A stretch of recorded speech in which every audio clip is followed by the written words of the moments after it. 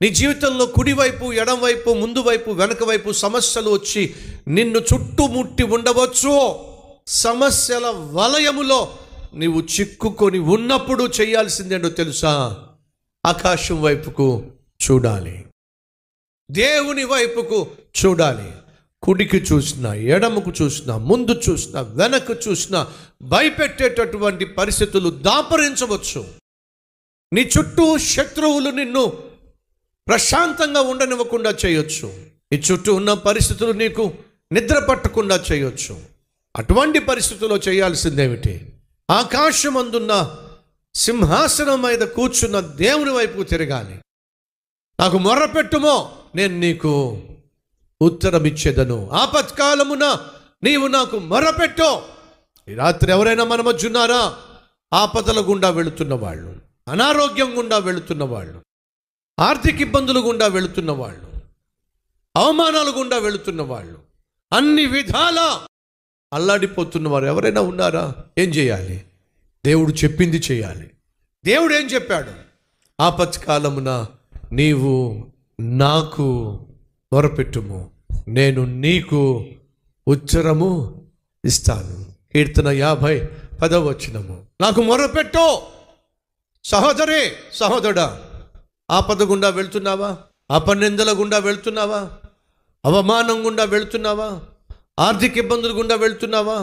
అనారోగ్య సమస్యల గుండా వెళ్తున్నావా? అయితే వినో, దేవునికి మొరపెట్టు, ఆయన నీకు ఖచ్చితంగా ఉత్తరం ఇస్తాడు. ఆ మధ్య ఒక రాత్రి నాకెందుకో మనసు బాగోక నా సోఫాలోనే కూర్చున్నాను. ప్రార్థించడానికి కూడా నాకు మనసు రాల. ఒక విధంగా అలిగినట్టు, దేవుని మీద అలిగినట్టు ఓ పక్కకు ఒరిగి నాకు తెలియకుండానే నా కళ్ళల్లోంచి కన్నీళ్ళు వచ్చినాయి.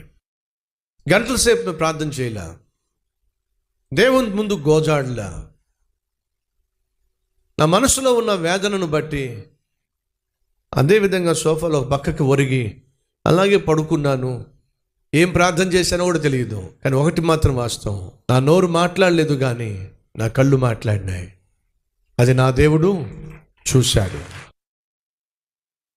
ఏ విషయంలో అయితే నేను నా హృదయంలో వేదన చెందానో మరుసటి రోజు ఆ వేదనను దేవుడు గొప్ప ఆశీర్వాదంగా మార్చేశాడు. ఆశ్చర్యం అనిపించింది. ఏమిటి ప్రభువా? కాస్త మనసులో దిగులు అనిపించి ఆ దిగులును కన్నీటి చుక్కలుగా నీ ముందు వెళ్ళగక్కితే కరిగిపోయావే, అద్భుతమైన జవాబిచ్చేశావే. నా ప్రభువు ఆశ్చర్యకరుడు. నీ దుఃఖములో, నీ వేదనలో ఎవరు నిన్ను అర్థం చేసుకోకపోయినా నిన్ను అర్థము చేసుకోగలిగిన అద్భుతమైన ఆపద్బాంధవుడో నా ప్రభు అయిన యేసుక్రీస్తు. కష్టం గుండా వెళ్తున్నావా? నా ప్రభుకు ప్రార్థన చేయి. అబ్రహామా, కరువు గుండా వెళుతున్నావా? నీ దేవునికి ప్రార్థన చేయి అని తన అంతరాత్మ చెప్పే ఉంటుంది, తన మనస్సాక్షి గద్దించే ఉంటుంది. ఏమైందో ఏమో. అబ్రహాం ప్రార్థన చేయలా, అబ్రహాము దేవునికి మొరపెట్టలా. మరి చేసిందేంటో తెలుసా? అబ్రహాము ఐగుప్తుకు వెళ్ళాలి ఆశపడ్డాడు. ఐగుప్తు లోకానికి సాదృశ్యం. మనం లోకాన్ని విడిచిపెట్టినప్పటికీ కూడా, లోకాన్ని విడిచిపెట్టి దేవుని ఆజ్ఞలను శిరసా వహించి ఆత్మీయ యాత్రలో ముందుకు సాగుతున్నప్పటికీ కూడా ఏమిటో కొన్నిసార్లు ఈ ఐగుప్తు, ఈ లోకము మనల్ని ఆకర్షిస్తూనే ఉంటుంది. మళ్ళీ మళ్ళీ రమ్మని పిలుస్తూనే ఉంటుంది. సులభంగా మనం వెనక్కి వెళ్ళిపోయే ప్రయత్నం చేస్తూనే ఉంటాం. 400 సంవత్సరాలు ఇశ్రాయేలీలు ఐగుప్తులో ఉన్నారు, బానిసలుగా జీవించారు.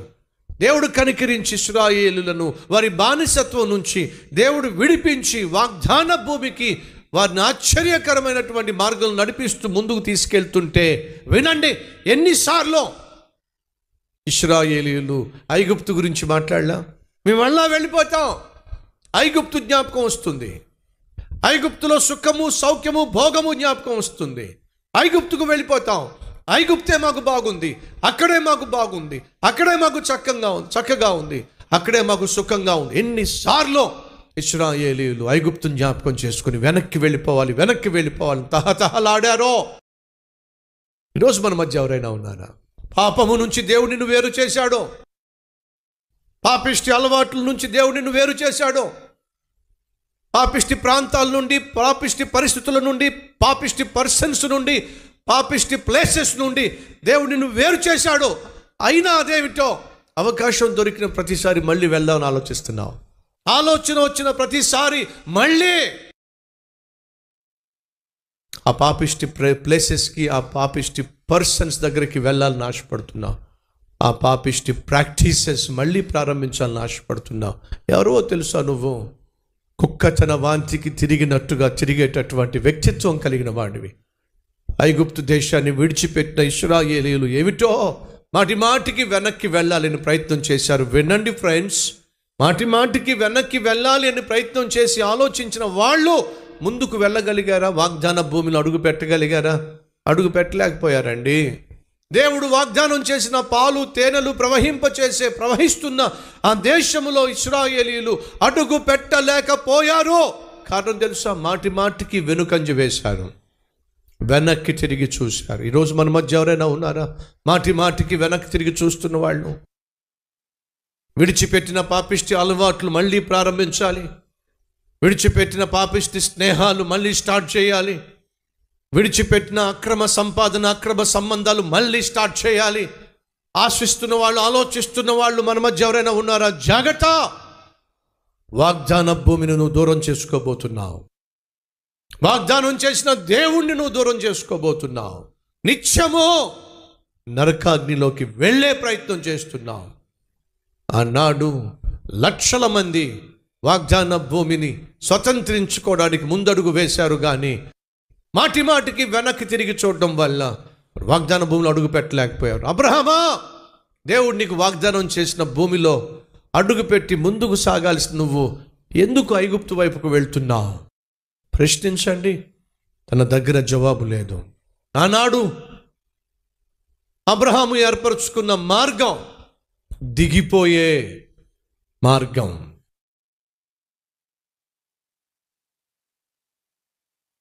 పన్నెండవ అధ్యాయం 10వ వచనం.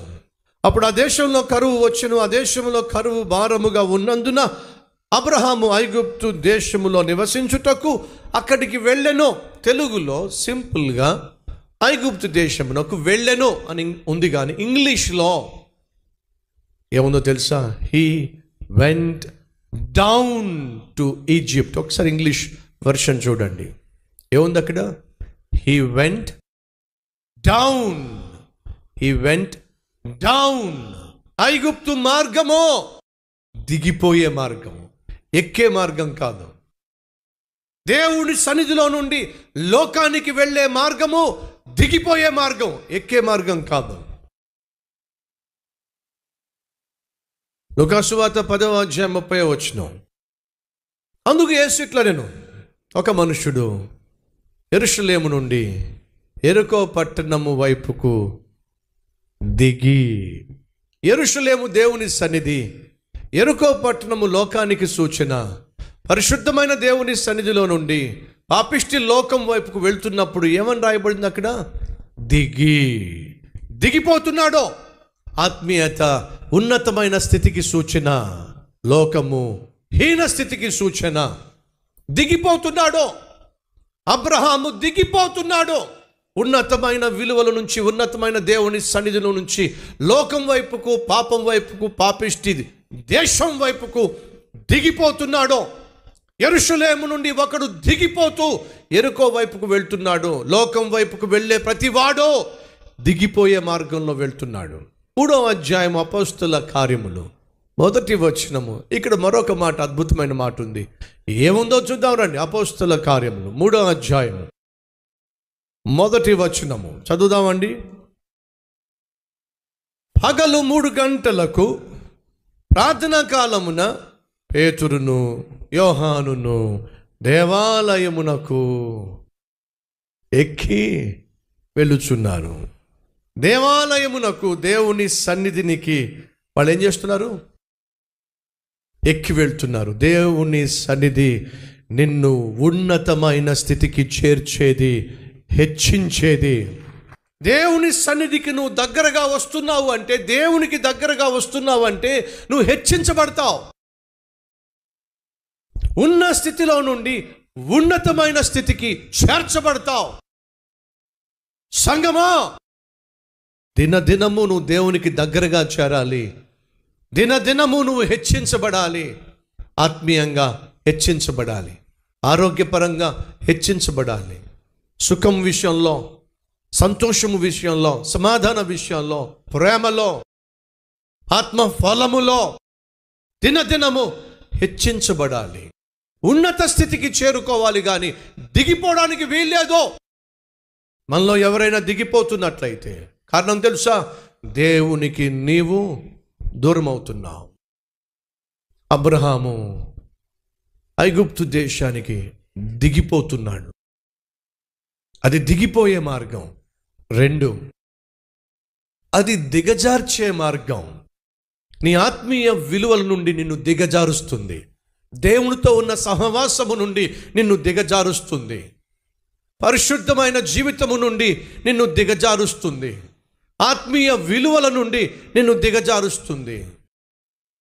అది దిగిపోయే మార్గము, అది దిగజార్చే మార్గము. సత్యము పలకవలసిన, సత్య దేవుణ్ణి వెంబడించవలసిన అబ్రహాము అబద్ధమాడుతున్నాడు, అబద్ధాన్నే నమ్ముతున్నాడు, దిగజారిపోతున్నాడు. భార్యతో అంటున్నాడు, శారాయితో, ఇదిగో నువ్వు చాలా చక్కని దానివి, ఈ మనుషులు చాలా పాపిష్టి వాళ్ళు, నువ్వు నా భార్యవి అని చెప్పినట్లయితే నిన్ను బ్రతకనిస్తారు, నన్ను చంపేస్తారు. మనం బ్రతకాలి అంటే, నేను బ్రతకాలి అంటే, నువ్వు నేను బ్రతకాలి అంటే ఓ పని చేయాలి. ఏం చేయాలండి? ఈ పాపిష్టి ప్రజలను విడిచిపెట్టి మరలా మనం దేవుని దగ్గరికి వెళ్ళిపోదామా? ఈ పాపిష్టి ప్రాంతాన్ని విడిచిపెట్టి కష్టమైన, నష్టమైన, కరువైన ఆ దేవుని పాదాలే పట్టుకుందామా? తిరిగి వెళ్ళిపోదామా కనానుకో? శారాయి అంటే బాగుండేది. బ్రతకాలంటే ఏం చేయాలండి? అబద్ధం ఆడాలి. అయ్యో, అబద్ధమా? ఎందుకండి? బ్రతకాలంటే తప్పదు. ఏ అబద్ధం ఆడమంటారు? నేను నీ భర్త అని చెప్పకు. అదేమిటండి, మీరు నా భర్తేగా, భర్త అని చెప్పావంటే నన్ను చంపేస్తారు. అయ్యో, మిమ్మల్ని చంపడం ఏమిటండి? మీరు బ్రతకాలి, నేను బ్రతకాలి, నువ్వు బ్రతకాలి అంటే అబద్ధం ఆడాలి. ఆనాడు అబ్రహాము ఏర్పరచుకున్న మార్గము దిగిపోయే మార్గం మాత్రమే కాదండి, ఒక వ్యక్తిని, ఉన్నతమైన వ్యక్తిత్వాన్ని దిగజార్చే మార్గము. సత్యదేవుణ్ణి ఆరాధించే సత్యవంతునిగా జీవించవలసిన అబ్రహాము సత్యాన్ని విడిచిపెట్టి అబద్ధం మీద ఆధారపడి భార్యకు చెప్తున్నాడు, నువ్వు అబద్ధం ఆడాలి, నేను అబద్ధం ఆడాలి, అబద్ధం మీదే మనం బ్రతకాలి. చాలామంది ఈరోజు అబద్ధాల మీదే బ్రతుకుతున్నారు. భార్యకు భర్త చెప్పేది అబద్ధం, భర్తకు భార్య చెప్పేది అబద్ధం. పిల్లలో మీ పేరెంట్స్ మీరు చెప్పేవన్నీ అబద్ధాలు. ఉద్యోగంలో మీరు చెప్పేవి అబద్ధాలు, వ్యాపారంలో మీరు చెప్పేవి అబద్ధాలు, ఆఖరికి సేవలో, సంఘంలో అనేక మంది చెప్పేవి అబద్ధాలు. అబద్ధాలే ఈరోజు నీ జీవితానికి ఆధారం అయిపోయినాయి. ఆధారం చేసేసుకున్నావు. జాగ్రత్త. అబద్ధము, నువ్వు ఆడుతున్న అబద్ధము ఒకరోజు నిన్నో అవమానపరుస్తుంది, అడ్డంగా బుక్ చేసి పడేస్తుంది. ఆ 4 స్టూడెంట్స్ కలిసి స్కూల్కి వెళ్ళడానికి బదులుగా సినిమాకి వెళ్ళారు. సినిమా అయిపోయిన తర్వాత దర్జాగా స్కూల్కి బయలుదేరారు. క్లాస్కి వచ్చి కూర్చున్నారు. టీచర్ అడిగింది, ఏంట్రా ఆలస్యంగా వచ్చారు? వస్తున్న బస్సు టైర్ పంచర్ అయింది టీచర్. ఎంత అమాయకంగా చెప్పారో. అవునారా, సరే కూర్చోండి అని చెప్పి 4 చోట్ల కూర్చున్నారు వారు వారి ప్లేసుల్లో. ఆ 4కి స్లిప్ ఇచ్చింది ఆ టీచర్. ఏ టైరు పంచర్ అయిందో రాయండ్రా అని చెప్పింది. ఒకడేమో ముందు టైర్ అన్నాడు, ఇంకొకడేమో వెనక టైర్ అన్నాడు, మరొకడేమో ముందు రైట్ సైడ్ అన్నాడు, ఇంకొకడేమో వెనకాలది రైట్ సైడ్ అన్నాడు. 4 టైర్లు రాశారు. టీచర్ చూసింది, ఎరా నిజంగా టైరు పంచర్ అయింది టీచర్, మీ మీదే ఒట్టు, పోతే మీరు పోతారు, మాకేంటి, మీ మీదే ఒట్టు టీచర్. నిజమారా? ఒకే బస్సులో వచ్చావు టీచర్, అమాంతంగా టైరు పేలిపోయింది టీచర్. మరి అమాంతంగా టైరు పేలిపోతే అదేమిట్రా 4 టైర్లు పేలిపోయినాయి ఒకేసారి? 4 టైర్లు పేలిపోవడం ఏంటి టీచర్? మరి మీరు అదే రాశారా? నలుగురు 4 టైర్లు రాశారు. నలుగురు అడ్డంగా బుక్ అయిపోయారు. లేచి నిలబడండిరా, తలకాయ దించుకున్నారు. ఎందుకురా ఈ అబద్ధాలు? ఎందుకురా ఈ మోసాలు? ఏమి సాధిద్దామనిరా? సిగ్గుతో తలదించుకోవాల్సి వచ్చింది. ఫ్రెండ్స్, నువ్వు చెప్పే అబద్ధాలు ఈరోజు నీకు కాస్తో కోస్తో ఉపశమనాన్ని ఇవ్వచ్చు, కాస్తో కోస్తో నీకు సహకరించినట్టుగా కనిపించవచ్చు. కానీ అబద్ధము ఎప్పటికీ కూడా నీకు ఆసరాగా ఉండదు. ఏదో ఒక రోజు నిన్ను అవమానపరుస్తుంది, అడ్డంగా నిన్ను బుక్ చేసి పడేస్తుంది. ఇది దిగిపోయే మార్గము, దిగజార్చే మార్గము. దేవుని మీద ఆధారపడవలసిన అబ్రహాము ఎంతగా దిగజారిపోతున్నాడో తెలుసా? అబద్ధం మీద ఆధారపడతా. దేవుని మీద ఆధారపడి కుటుంబాన్ని పోషించుకోవాల్సిన అబ్రహాము దేవుని మీద కాకుండా అబద్ధం మీద కుటుంబాన్ని పోషించుకోవాలి, కుటుంబం గడపాలని ఆశపడుతున్నాడు. అదేంటండి, భార్య కాకుండా సహోదరి అని ఎలా చెప్తానండి? చెప్పాల్సిందే. ఎందుకండి? బ్రతకాలంటే చెప్పాలి. సరేనండి, మీరు అన్నట్టుగానే అబద్ధం చెప్తానండి. ఆనాడు అబ్రహాము ఏర్పరచుకున్న మార్గము దిగిపోయే మార్గం మాత్రమే కాదు, దిగజార్చే మార్గం మాత్రమే కాదు, అది దుష్టులు ఉన్నటువంటి మార్గము. ఐగుప్తు మార్గము దుష్టులతో నిండిపోయిన మార్గము, దుర్మార్గులతో నిండిపోయిన మార్గం, దుష్టత్వముతో నిండిపోయినటువంటి మార్గము. కాబట్టి దేవుడు సెలవిచ్చాడు యెషయా గ్రంథంలో 30లో అలాగే 31లో, నా దగ్గర విచారణ చేయకుండా, నా చిత్తాన్ని పట్టించుకోకుండా ఐగుప్తును ఆశ్రయించు వారికి శ్రమ. ఐగుప్తులో ఉన్నటువంటి ఫరోను ఆశ్రయించు వారికి అవమానము, నింద, సిగ్గు కలుగుతుంది. దేవుడు సెలవిచ్చాడు. దేవుణ్ణి ఆధారం చేసుకోకుండా, దేవుని సలహాను ఆధారం చేసుకోకుండా, దేవుని సన్నిధిలో ప్రభువా నన్నేం చేయమంటావు ఈ సమస్యలో, నన్నేం చేయమంటావు ఈ కష్టంలో, నన్నేం చేయమంటావు ఈ ఆర్థిక ఇబ్బందిలో అని దేవుని ఎదుట మోకరించకుండా నువ్వు లోకం మీద, లోకస్తుల మీద, లోకాశల మీద ఆధారపడినట్లయితే వినో, అది నీ జీవితాన్ని నాశనం చేసి పడేస్తుంది. నీ బ్రతుకును, నీ కుటుంబాన్ని తల్లక్రిందులు చేసి పడేస్తుంది. ఆనాడు అబ్రహాము ఏర్పరచుకున్న మార్గం మంచి మార్గం కాదండి, అది దిగిపోయే మార్గము, దిగజార్చే మార్గం, అది దుష్టులు ఉన్న మార్గము. ఒక భార్యాభర్త గుడారం వేసుకుని నివసిస్తూ ఉంటే ఆ దుష్టులు వచ్చి అడుగుతున్నారు, ఏమయ్యా, ఎవరామె? ఎవరైతే వాళ్ళకేం చెప్పండి? ఒక గుడిసెలో, ఒక గుడారంలో ఇద్దరు భార్యాభర్తలు నివసిస్తూ ఉంటే వాళ్ళ జోలికి ఎందుకు రావాలి? వాళ్ళిద్దరు ఒకరికి ఒకరు ఏమవుతారో తెలుసుకోవాల్సిన అవసరం వాళ్ళకేముంది? కాస్త అందంగా ఒక స్త్రీ ఉంటే ఆరాలు తీయాల్సిందేనా? కాస్త అందంగా ఒక స్త్రీ కనిపిస్తే ఆరాలు తీయాల్సిందేనా? కొంతమందికి ఆరాలు అంటే అర్థం కాదాయే. ఆరాలు అంటే ఇంగ్లీష్లో మీకు అర్థమైంది, ఎంక్వైరీ. ఇప్పుడు అందరికి అర్థమైంది కదా, ఎంక్వైరీ. ఆఫీస్లోకి ఒక అందమైన అమ్మాయి వచ్చి చేరితే కుదురుగా ఉంటాయా నీ కళ్ళు? కుదురుగా ఉంటుందా నీ నోరు? కుదురుగా ఉంటాయా నీ ఆలోచనలు? ఎంక్వైరీ చేయాల్సిందే. ఫస్ట్ ఎంక్వైరీ ఏమిటి? అయ్యిందా లేదా? నవ్వుతున్నారేమిటి? అయ్యిందా లేదా? పెళ్ళి అయ్యిందా లేదా? నీకెందుకు చెప్పు నాయనా, నీకు ఆల్రెడీ పెళ్ళి అయ్యింది కదా, ఇంటికి వెళ్తే పెళ్లి చేస్తుంది కదా. బయట నువ్వు పులివే కావచ్చు, ఇంటికి వెళ్తే పిల్లివే కదా, నీకు పెళ్ళి అయ్యింది కదా, ప్రతిరోజు నీ భార్య పెళ్లి చేస్తూనే ఉంటుంది కదా. నీకెందుకు చెప్పు ఆ పెళ్లి సంగతి? ఏమిటో ఎంక్వైరీ ఎక్కడుంటుందో, పెళ్ళయిందో లేదో, హాస్టల్లో ఉంటుందో, రూమ్లో ఉంటుందో, ఇంతకీ ఫోన్ నెంబర్ ఏమిటో, కులం ఏమిటో, ఈమెయిల్ ఏమిటో, ఇన్స్టాగ్రామ్ యొక్క ఐడి ఏమిటో అడుగుతున్నా. ఈరోజు మన మధ్య ఎవరైనా ఉన్నారా? ఎవరైనా కాస్త అందంగా కనిపిస్తే ఏమిటో ఒక విధమైన ఉబలాట. ఏమి ఉబలాట? తెలుసుకోవాలి. ఏం తెలుసుకుంటావు నువ్వు? నీ చెల్లి గురించి, నీ పెళ్ళం గురించి ఎవడైనా తెలుసుకుంటే నీకుంటుందా ఉబలాట? నీకు ఉబలాట ఉండదే. ఎవడైనా నీ చెల్లి గురించి, నీ భార్య గురించి తెలుసుకునే ప్రయత్నం చేస్తే నీకు ఒళ్ళు మండుతుంది కదా.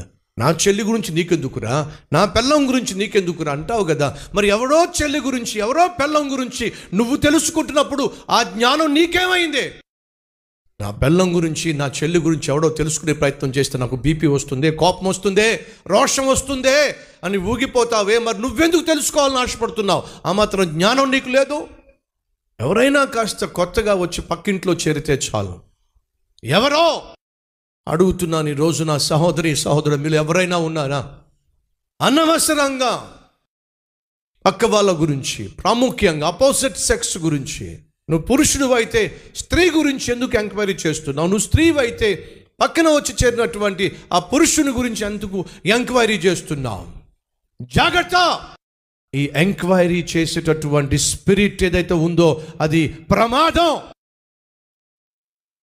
నీకంటూ ఒక కుటుంబం ఉంది, నీకంటూ భార్య భర్త, నీకంటూ తల్లి తండ్రి, నీకంటూ ఒక ఆత్మీయత పరిశుద్ధత ఉన్నప్పుడు పరాయి వాని గురించి ఎందుకు ఎంక్వైరీ? చెప్పండి, వినండి. అది దుష్టులు ఉండే మార్గము. ఎవరో వచ్చి కొత్తగా ఒక గుడారం వేసుకుంటే ఎంక్వైరీ చేస్తున్నారు. ఎవరట? లోపలున్న స్త్రీ ఎవరట? కనుక్కోండి. ఎవరో వచ్చారు. ఏమయ్యా? ఏమిటండి? ఎక్కడి నుంచి వచ్చావు? ఫలానా చోట నుంచి వచ్చానండి. ఎందుకు వచ్చావు?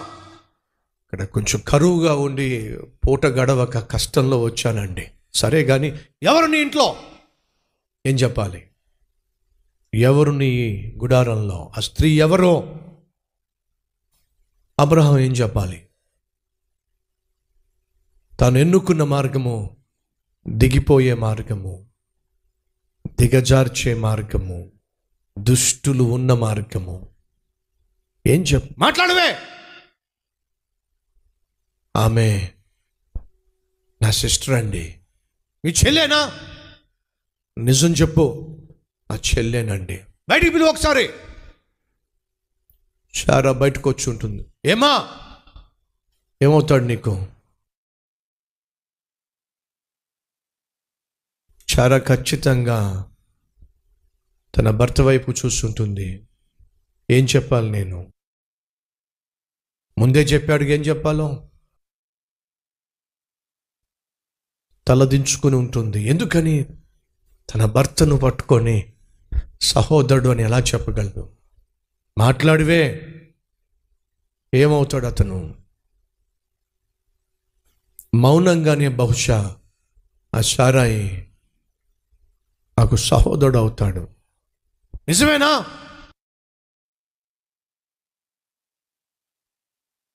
నిజమే.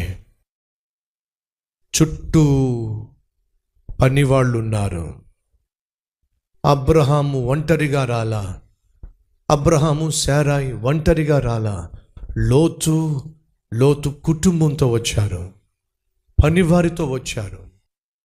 చాలామంది పనివారు తమ చుట్టూ గుడారాలు వేసుకున్నారు. ఐగుప్తులో ఉన్న దుష్టులు వచ్చి వీళ్ళిద్దరిని ప్రశ్నిస్తున్నప్పుడు ఖచ్చితంగా అబ్రహాము చుట్టూ ఉన్నటువంటి పనివాళ్ళు ఆ గుడారం నుంచి బయటకు వచ్చి నిలబడి ఉంటారు.